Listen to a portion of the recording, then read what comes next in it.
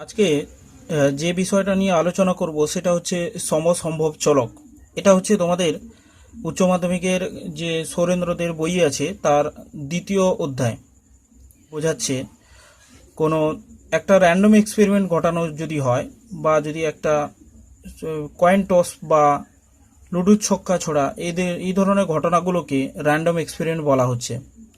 এবার এই যে র্যান্ডম এক্সপেরিমেন্ট করা হচ্ছে, এদের ঘটনাগুলোকে একটা চলরাশি দিয়ে সেই চলরাশিকে একটা সংখ্যার দ্বারা সূচিত করাকে বলা হচ্ছে সমসম্ভব চলক।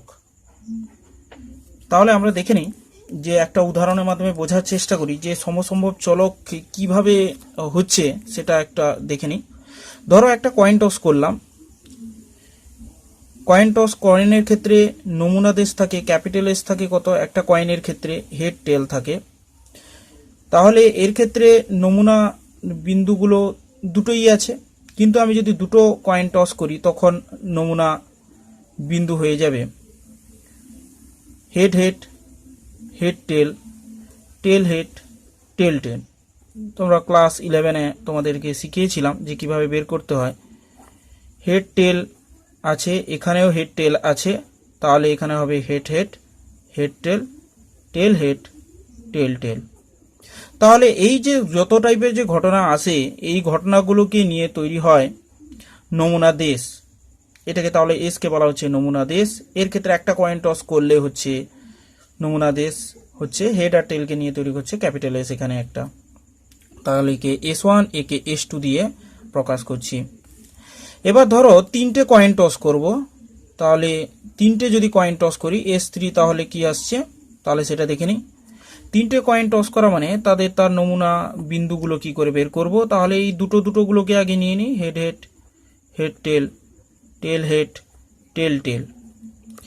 তারপর হেড টেল এখানে নিয়ে নিই, তাহলে নমুনা বিন্দুগুলো হবে head head, head head, head tail, head tail head, head tail tail, tail head head, tail head tail, tail tail head, আর হচ্ছে টেল টেল টেল। এগুলো যদি আমরা এখানে লিখে ফেলি তাহলে দেখবে head head head, head head tail, head tail head, তারপর এখানে হেড টেল টেল, তারপর tail head head, tail head tail, tail tail head ও টেল টেল টেল। তাহলে এইগুলো হয়ে গেল নমুনা বিন্দু হয়ে গেল। এগুলো সব প্রত্যেকটাকে নমুনা বিন্দু বলা হচ্ছে। যদি তিনটে কয়েন একসঙ্গে টস করা হয় তাহলে সেই ধরনের ঘটনা যত টাইপের যে ঘটনা, এগুলোকে ইভেন্ট বলা হচ্ছে বা ঘটনা বলা হচ্ছে। যত টাইপের ঘটনা হয় তার কালেকশনকে বলা হচ্ছে নমুনা দেশ বলা হচ্ছে।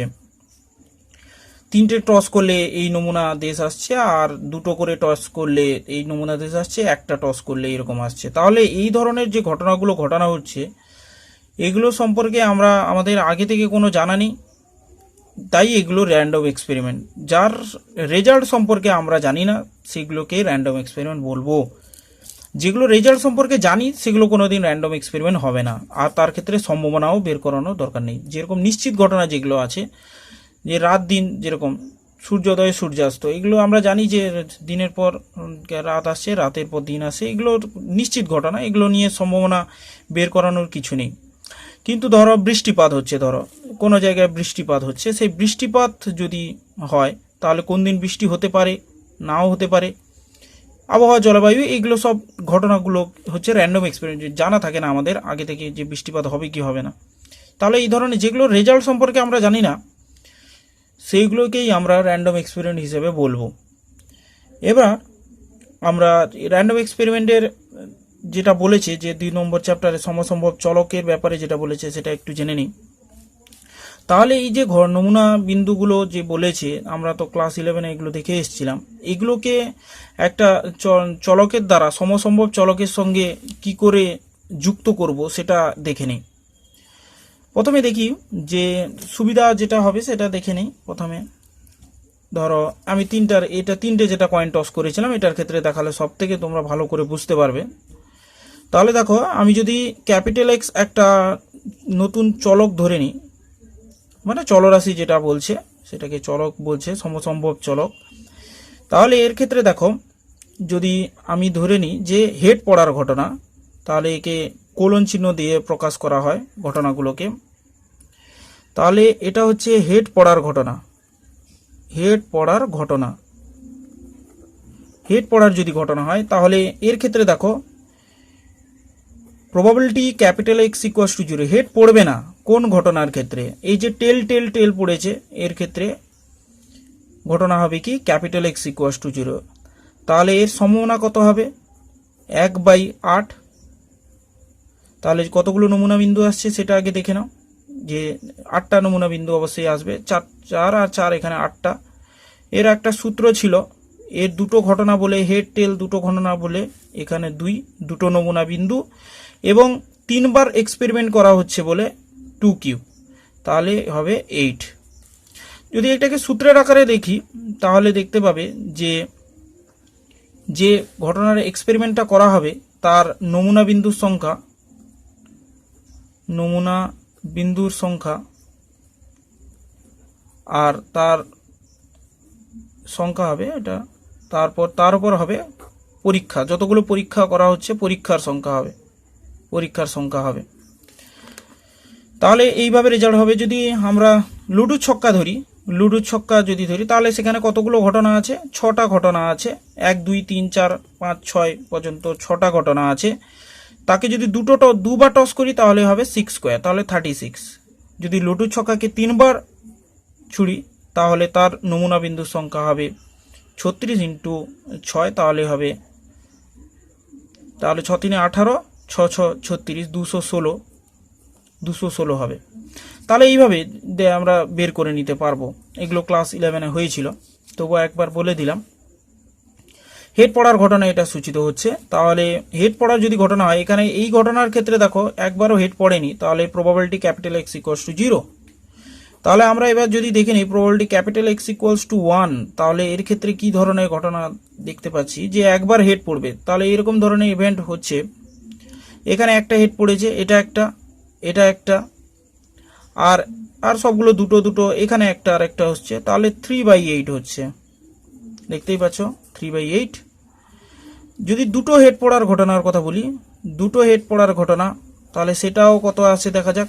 দুটো করে হেড পড়েছে, এখানে একটা হেড পড়ে, দুটো হেড পড়েছে, এখানেও দুটো হেড পড়েছে, আর এখানেও দুটো হেড পড়েছে। তাহলে তিনটে আসছে, এর ক্ষেত্রে 3টে নমুনা বিন্দু আসছে, তাহলে তাদের সম্ভাবনা হবে 3/8। এবার probability capital x equals two যদি 3 বলি, মানে 3টে হেড পড়ার ঘটনা, সেটা তো একটাই আছে, যে এর ক্ষেত্রেই কেবলমাত্র আছে 1/8 লিখবো। তাহলে এখানে তোমরা বুঝতে পারছো যে একটা সম্ভাবনার যে চলক আছে তাকে একটা সংখ্যার সঙ্গে যুক্ত করা হচ্ছে, আর তাই এখানে এটা হচ্ছে, তাহলে ক্যাপিটাল এক্সটাকে আমরা বলবো সমসম্ভব চলক। আর এই যে সম্ভাবনার যে পুরো লিস্ট একটা তৈরি হলো, একে বলা হচ্ছে সম্ভাবনা বিভাজন তালিকা। তাহলে আমরা যদি এখানে ক্যাপিটাল এক্স আর এখানে এটাকে px দিয়ে ডিনোট করি, তাহলে এক্স এর মান 0 1 2 3 এরকম বিন্দুগুলো আসছে। তাহলে প্রত্যেকের ক্ষেত্রে সম্ভাবনা হচ্ছে 1/8, 3/8, তারপর এখানেও 3/8 আর 1/8 এগুলো আসছে। এগুলো সবগুলো সম্ভাবনাকে যোগ করে ফেললে, তোমরা তো জানো এগুলো সবগুলো সম্ভাবনাকে যোগ করে ফেললে তাহলে পাওয়া যায় কি probability capital x equals two 0, probability capital x equals two 1, probability capital x equals two 2, তারপর 3। এই সবগুলো যত টাইপের ঘটনা আছে সেগুলোকে যোগ করে ফেললে 1 আসে। আর সম্ভাবনা সবসময় 1-এর থেকে, তোমরা তো জেনেই এসছো ক্লাস 11-এ, ক্যাপিটাল এক্স এর মান সবসময় 1-এর থেকে ছোট হয় অথবা সমান হয়, আর 0 থেকে বড় হয়। সুতরাং এখানে এই বিষয়গুলো আলোচনা করা হবে না, এখানে শুধুমাত্র আমরা সমসম্ভব চলক ও তার বিভাজনের ব্যাপারে, এই ধরনের টেবিলকে বলা হবে বিভাজন, আর এই ক্যাপিটাল এক্সকে বলা হবে সমসম্ভব চলক। এবার এখানে আর কয়েকটা সূত্র আছে, এখানে সূত্র সংখ্যা খুব কম, যে ফার্স্ট চ্যাপ্টারে সূত্র সংখ্যা বেশি আছে, এই জন্য সেটাকে কম করাচ্ছি। আর এখানে বুঝতে পারছো এখানে 4 নম্বর আসে, আর 2 নম্বর শর্ট কোশ্চেন, আর 1 নম্বরে শর্ট কোশ্চেন আসে। তাহলে এগুলোকে অঙ্কগুলো করব কি করে? এখানে দুটো মেন সূত্র আছে, আমরা সেই সূত্রগুলো দেখে নেব। এখানে বলেছে গাণিতিক প্রত্যাশা, তাহলে গাণিতিক প্রত্যাশা সে জিনিসটা জানতে হবে। গাণিতিক প্রত্যাশা কি? গাণিতিক প্রত্যাশার প্রথমে আমরা সূত্রটা দেখে নিই কি হবে। গাণিতিক প্রত্যাশা হচ্ছে এক্সপেকটেশন অফ এক্স, এক্সপেকটেশন মানে প্রত্যাশা। এবার এদের ক্ষেত্রে পার্টিকুলার প্রত্যেকটা ঘটনার জন্য এক একটা করে সম্ভাবনা থাকবে। যেরকম এখানে দেখো যে 0-এর জন্য 1-এর আট আছে, 1-এর জন্য 3-এর আট আছে, 2-এর জন্য 3-এর আট আছে, 3-এর জন্য 1-এর আট আছে। সুতরাং প্রত্যেকটা ঘটনার জন্য এক একটা করে সম্ভাবনা মান থাকবে। তার মানে বুঝতে পারছো যে চলকের প্রত্যেকটা ঘটনার সঙ্গে একটা সংখ্যাকে অ্যাসাইন করা হচ্ছে, যুক্ত করা হচ্ছে। তাহলে এখানে আমরা যদি একটা টেবিলকে আলাদা একটা চলরাশির টেবিল যদি ভাবি, তাহলে দেখতে পাবে যে x1 এর সঙ্গে তার জন্য একটা সম্ভাবনা p1, x2 এর জন্য একটা সম্ভাবনা p2, এই করে চলতে থাকবে। xn এর জন্য একটা সম্ভাবনা pn অবশ্যই থাকবে। আর অবশ্যই এই যে যত টাইপের যে সম্ভাবনার মান, বিশেষ করে এই ভগ্নাংশ টাইপের যে মানকে আমি p1 p2 pn দ্বারা ডিনোট করেছি, এদের সমষ্টি একটা যোগ করে ফেললে 1-এর সঙ্গে সমান হবে অবশ্যই। তাহলে এইরকম একটা টেবিল হচ্ছে এটা, যেটা x1 x2টা চলরাশির মানকে নির্দেশ করছে, আর p1 p2 সম্ভাবনাকে নির্দেশ করছে। তাহলে গাণিতিক প্রত্যাশার সূত্র এখান থেকে আমরা দেখে নিতে পারি যে গাণিতিক প্রত্যাশার সূত্র কি হবে। তাহলে গাণিতিক প্রত্যাশার সূত্র হচ্ছে x1 p1 x2 p2। বিশেষ করে ঘটনার মান আর সম্ভাবনার মান, তাহলে ঘটনার মান সম্ভাবনার মান ডট ডট করে xn pn, এইগুলো সমষ্টিকে বলা হবে গাণিতিক প্রত্যাশা, এক্সপেকটেশন অফ ক্যাপিটাল এক্স, একে বলা হবে গাণিতিক প্রত্যাশা বলা হচ্ছে। এবার গাণিতিক প্রত্যাশা আসে 1 নম্বর সূত্র, আর 2 নম্বর যেটা আসে সেটা হচ্ছে ভেরিয়েন্স বের করতে দেয় বা ভেদমান বের করতে দেয়। তাহলে ভেদমান বের করব কি করে? ভেদমান বের করানোর সূত্র কি হবে? ভেদমানের সূত্র হচ্ছে, ভেদমান হচ্ছে expectation variance of capital x. Variance of capital x মানে হচ্ছে expectation of capital x square minus expectation of x এর হোল স্কোয়ার। তাহলে এক্সপেকটেশন অফ এক্স কে অনেক সময় বলা হচ্ছে মধ্যক বলা হয়, এম দ্বারা প্রকাশ করা হয়, মধ্যক ও বলা হয় বা এম দিয়েও প্রকাশ করা হয়, এক্সপেকটেশন এক্স লেখা হয়। তাহলে এখানে দেখতেই পাচ্ছ যে এখানে expectation of x square minus m স্কোয়ারও লেখা যায়। তাহলে তোমাদের মনে প্রশ্ন জাগতে পারে যে এক্সপেকটেশন অফ এক্স স্কোয়ারকে কিভাবে আমরা বের করব? ঠিক এই সূত্র প্রয়োগ করেই আমরা বের করে ফেলতে পারবো এক্সপেকটেশন অফ এক্স স্কোয়ার। তাহলে আমরা দেখি এই সূত্রটা কেমন করে হচ্ছে এক্সপেকটেশন অফ এক্স স্কোয়ারের ক্ষেত্রে। এক্সপেকটেশন অফ এক্স স্কোয়ারের সূত্রটা হচ্ছে এইভাবে, capital x expectation of x square equals to x1, যে আমি বললাম যে চলরাশি যেগুলো আছে তার সেই যে চলরাশির মান, বিশেষ করে x1 x2 তো তোমাদেরকে আরেকবার দেখিয়ে দিই, এগুলোকে x1 x2 x3 x4 যাই হোক না কেন এইভাবে ডিনোট করা হয়। আর এগুলো হচ্ছে p1 p2 p3 p4, এই যে টেবিলটা তোমরা তুলে রাখতে পারো, তোমাদের মনে রাখার সুবিধা হবে আর বুঝতেও সুবিধা হবে। এই কয়েকটা জিনিসই এই চ্যাপ্টারের মধ্যে আছে, এই জন্য এই চ্যাপ্টারটাকে আগে ধরেছি সম্ভাবনার ক্ষেত্রে। তার আগের চ্যাপ্টারটা একটু টাফ আছে, x1 square p1 x2 square p2 xn square pn। তাহলে এখান থেকে এক্সপেকটেশন অফ ক্যাপিটাল এক্স স্কোয়ারের ভ্যালুটা আমরা বের করে ফেলতে পারবো। তাহলে এটা যদি হয় এই দুটো সূত্র ধরেই, তাহলে আমরা ভেরিয়েন্সের মানও পেয়ে যাব। ভেরিয়েন্সের মান ভ্যার অফ এক্স, যেটাকে আমরা ভেরিয়েন্স অফ এক্স বলছি, ভেদমান, অবশ্যই এটা ভেদমান হবে। ভেদমান variance of x equals to expectation of x square minus expectation of x এর এটার পুরোটার ওভার হোল স্কোয়ার। এবার এখান থেকে যেটা হলো, আর এখান থেকে আরেকটা কি বের করানো যেতে পারে, সমক পার্থক্য বা স্ট্যান্ডার্ড ডিভিয়েশন যেটা বলা হচ্ছে, সমক পার্থক্য, সমক পার্থক্য বলা হচ্ছে এটাকে।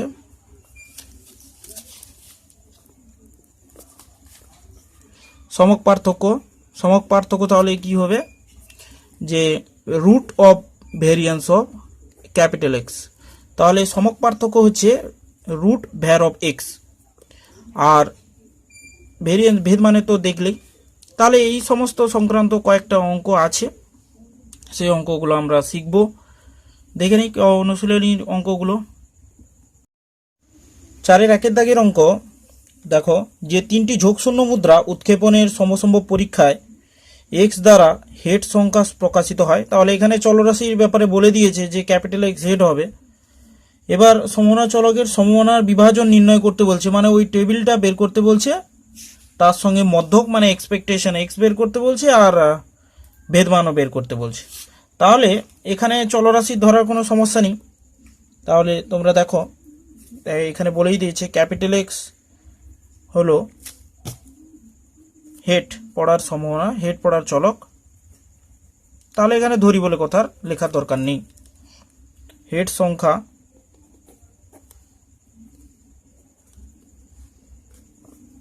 চলক। তাহলে ক্যাপিটাল এইচ এখানে হেড পড়ার ঘটনা হবে, আর টি হলো টেল পড়ার ঘটনা। এটা না লিখলেও চলে। তাহলে আমরা যেটা চলে আসি, তাহলে ক্যাপিটাল এক্স এখানে কি বলছে, ক্যাপিটাল এক্স সমসম্ভব চলক, সমসম্ভব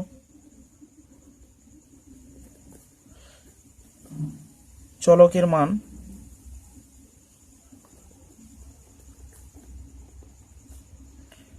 মান কি কি আসতে পারে।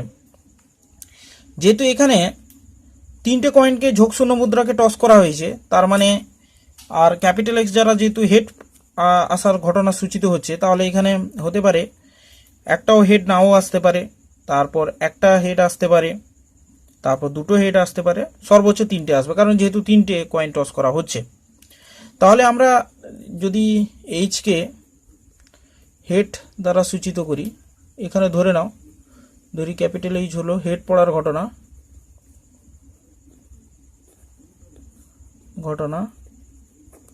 আর ক্যাপিটাল টি হলো টেল পড়ার ঘটনা। এটা টেল লিখেছি, টেল পড়ার ঘটনা। তাহলে কি কি ঘটনা ঘটতে পারে দেখো, প্রথমে আমরা দেখে নিই যে 3টে যদি হয়, তাহলে আমি তো সে টেবিলের মাধ্যমে বলেছি, সেই টেবিলটা এরকম হবে। আগের এটা দেখিয়েছিলাম, head head, head tail, tail head, tail tail, head tail. তাহলে এখানে আরেকবার দেখো, হেড হেড এটা হচ্ছে, তারপর head head tail, head tail head, তারপর হেড টেল টেল, এগুলো আসছে। তারপর এখানে tail head head, tail head tail, তারপর টেল টেল হেড, তারপর টেল টেল টেল। এগুলোই দেখতে পাচ্ছ যে এটা যদি হয়, তাহলে হেড পড়ার সম্ভাবনা যেগুলো ছিল সেগুলো আমরা লিখে ফেলতে পারি। তাহলে এই পোর্শনটা না লিখলেও চলে, তোমাদের অঙ্কের মধ্যে না লিখলে চলে, জাস্ট তোমাদের বোঝানোর জন্য এটা দেখানো, এগুলো না লিখলেও চলে, এই জন্য আমি বাদ রাখলাম। এবার ক্যাপিটাল এক্স ইকুয়াস টু 0 যেটা লিখতে হবে সেগুলো আমি দেখে দিচ্ছি। এক্স ইকুয়াস টু 0 হেড না পড়ার ঘটনা, তাহলে এটা হয়ে যাবে capital x equals to 0 head না পড়ার ঘটনা। ক্যাপিটাল এক্স হলো একটি হেড পড়ার ঘটনা। তাহলে ক্যাপিটাল এক্স ইকুয়াস টু 2, তাহলে কি হবে, দুটি হেড পড়ার ঘটনা। ক্যাপিটাল এক্স ইকুয়াস টু 3 হলো 3টি হেড পড়ার ঘটনা। তাহলে এগুলো হচ্ছে তার ঘটনার মান, আর তার যেগুলো বলেছে সেগুলো ঘটনার বিবরণ।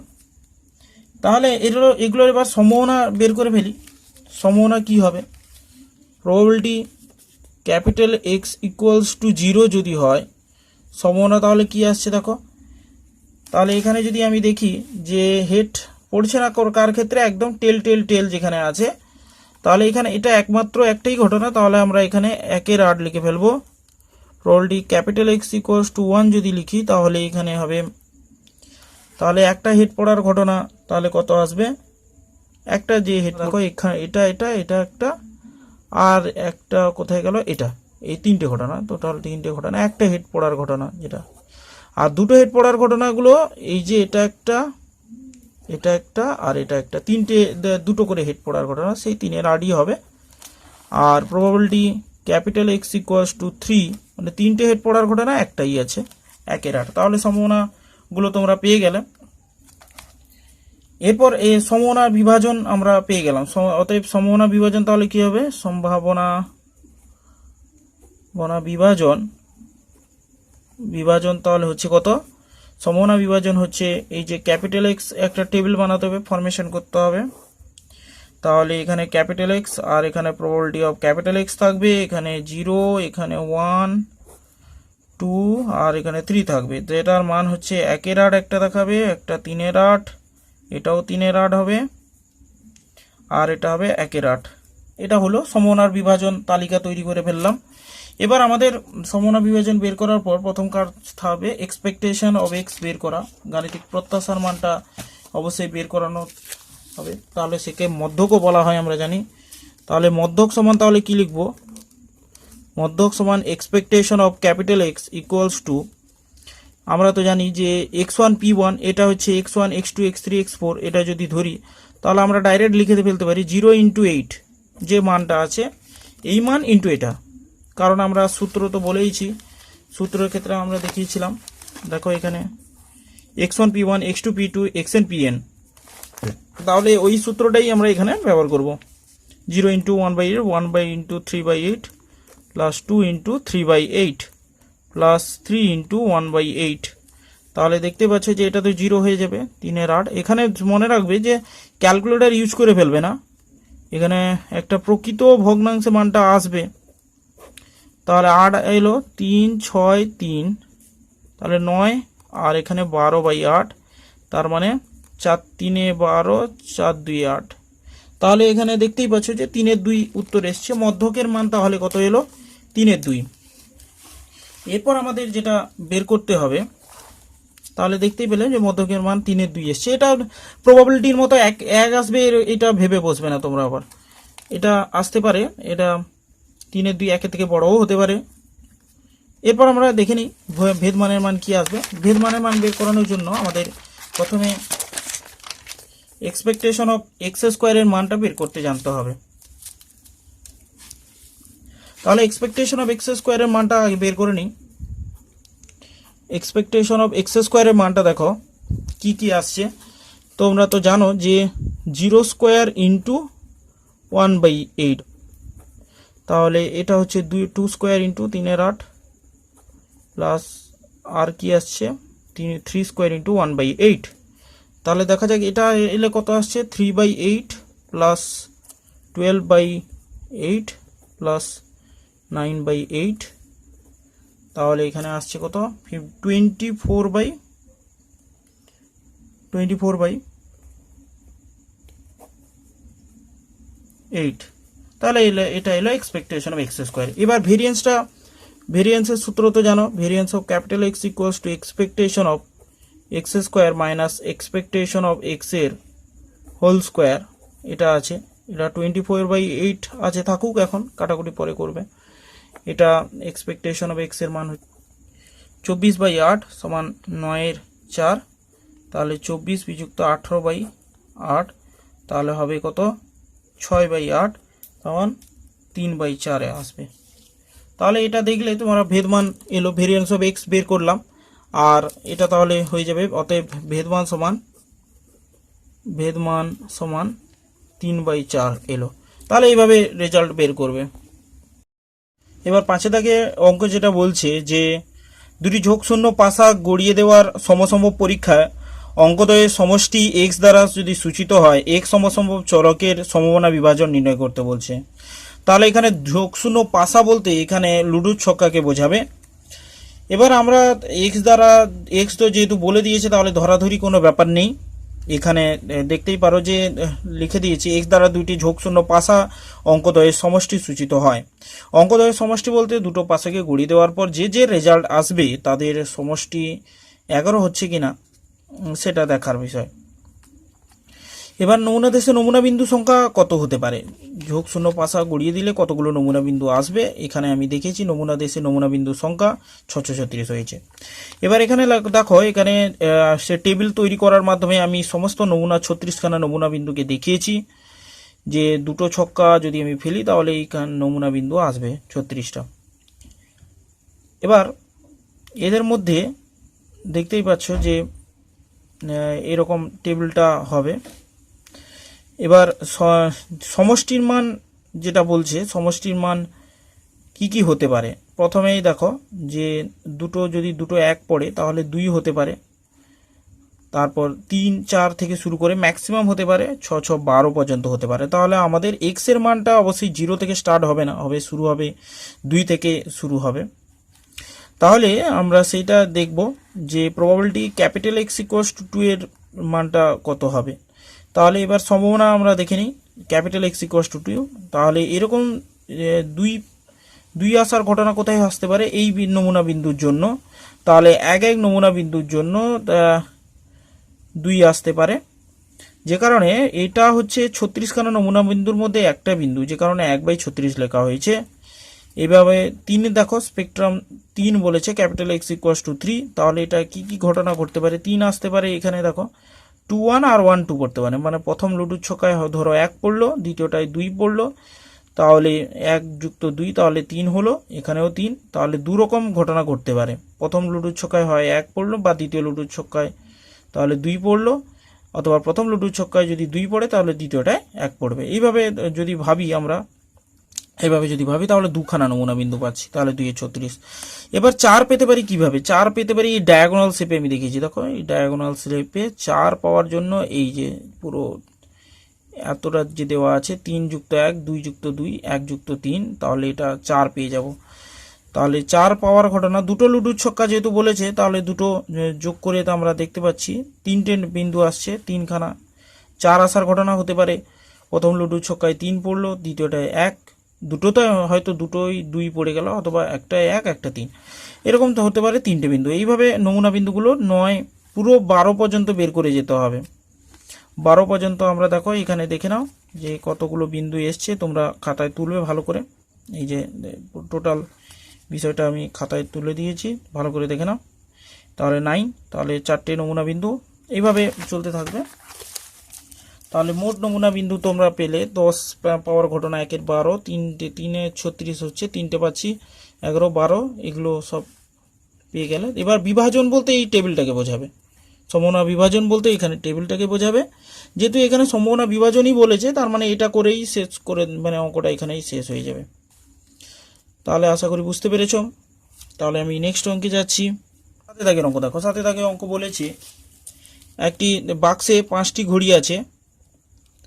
এবার 5টি ঘড়ি, যার মধ্যে 2টি ঘড়ি খারাপ, বাক্স থেকে যথেচ্ছভাবে 2টি ঘড়ি তোলা হয়।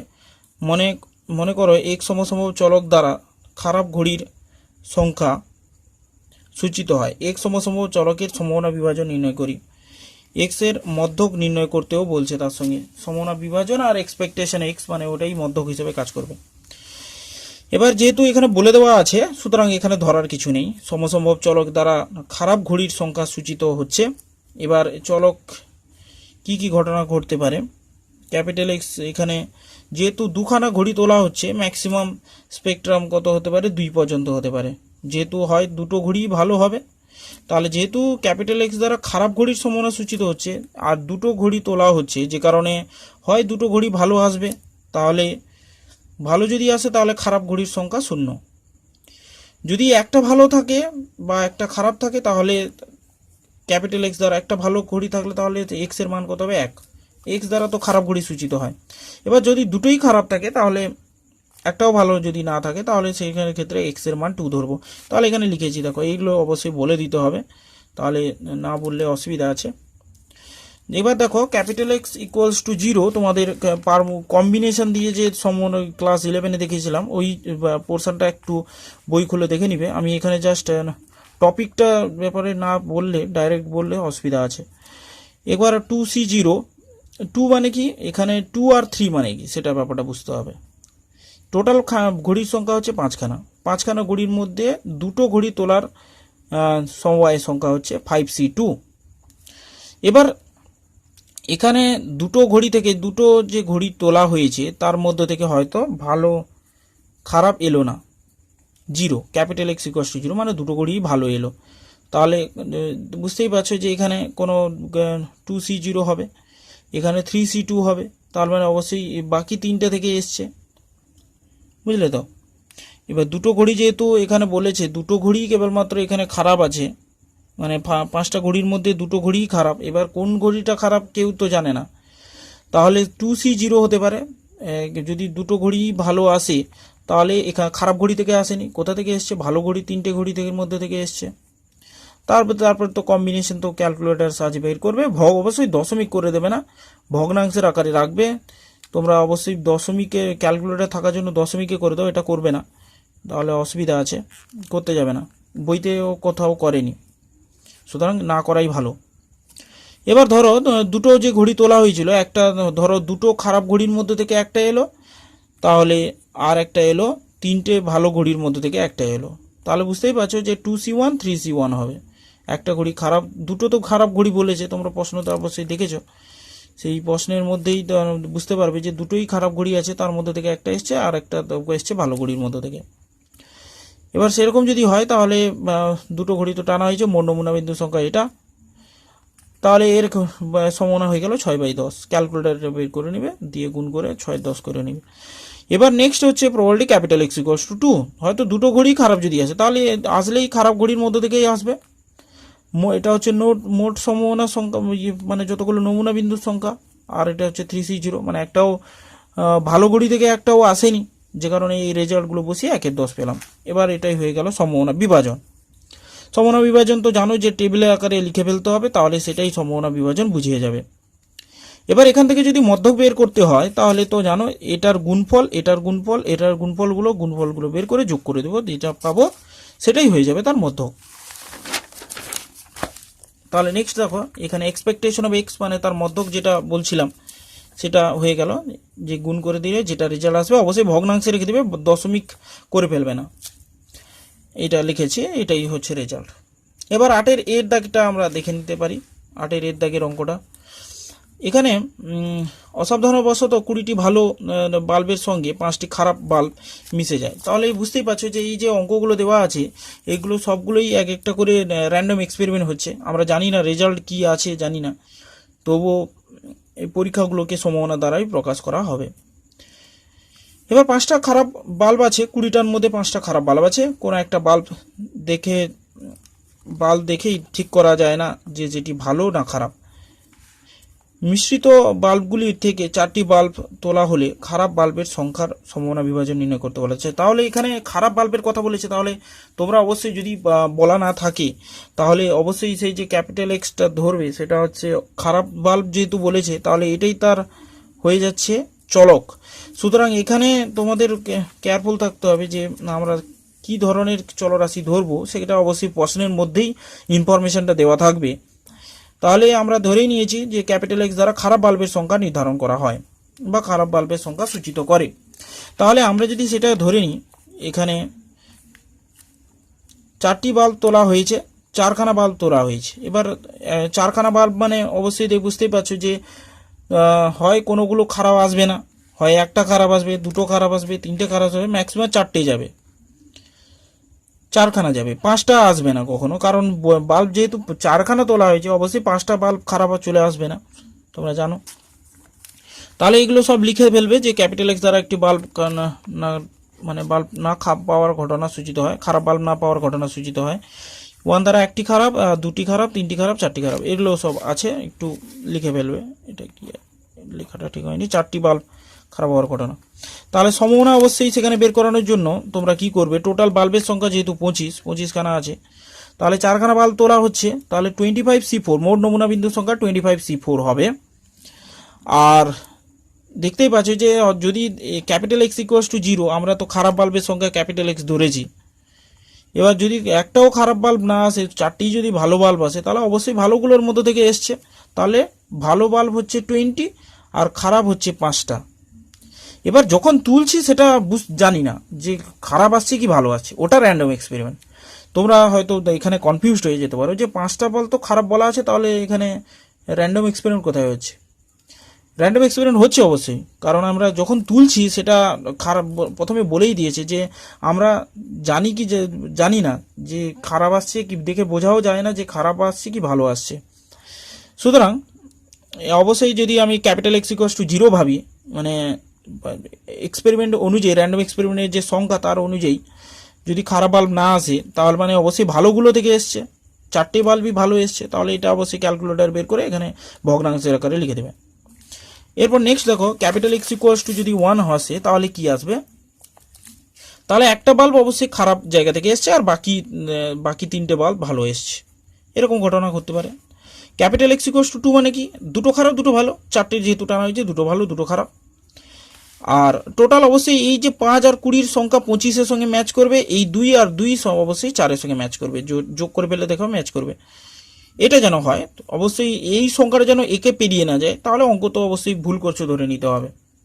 দিয়ে অবশ্যই ক্যালকুলেটারে এই গুণগুলো বের করে গুণ করে রেজাল্টটা এখানে এরকমভাবে বসিয়ে দেবে, কখনো দশমিক বের করতে যাবে না, দশমিক বের করে যারা নম্বর কেটে নেবে। তোমাদের আমি ইনফরমেশন পেয়েছি যে দশমিক করে দিলে নম্বর কেটে নেয়, সুতরাং করতে যাবে না। এবার ক্যাপিটাল এক্স ইকুয়ালস টু 3 দেওয়া আছে, দেখতেই পাচ্ছ সে একই কাহিনী।